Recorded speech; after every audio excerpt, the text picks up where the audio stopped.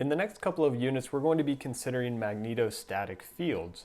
So previously in the last few units, and this corresponds to chapters 4 through 6 in the textbook, we've been considering fields that result from static charges, or charges that aren't moving in space, and so therefore we call these electrostatic fields. Well, now we're going to switch our focus a little bit, and for the next couple units, and this corresponds to chapters 7 and 8 in the textbook, we're going to be looking at fields that result from moving charges. We are, however, going to limit this to charges that are moving with a constant velocity. And so what that means, if we have charges moving with a constant velocity, in other words, we're going to have a constant current. And so ultimately, we're going to call these our magnetostatic fields. So this is going to result in our magnetostatic fields, or sometimes we'll also refer to these as static magnetic fields. So static magnetic fields.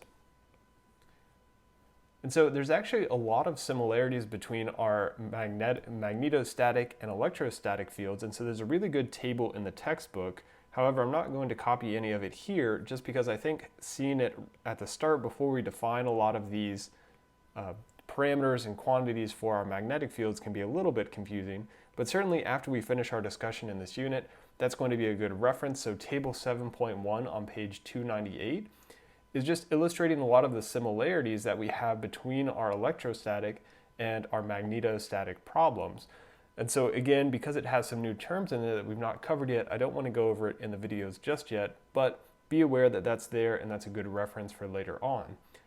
So let's go ahead and start introducing at least one parameter right here, and we'll introduce more as we go through the videos. But sort of the most basic one we're going to be dealing with is our H vector. And so our H vector is going to be analogous to our electric field, and so this is actually going to be our magnetic field intensity. So magnetic field intensity. And so it's going to have dimensions of amps per meter. So again, let me just write here explicitly, this is analogous to our electric field intensity, which was E, which of course hopefully everybody is very familiar with at this point.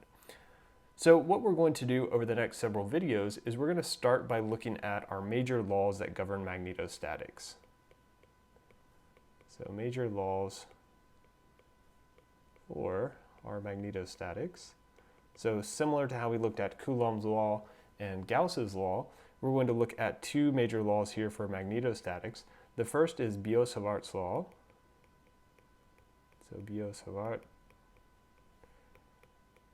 And this one we're going to see is going to be more similar to Coulomb's law.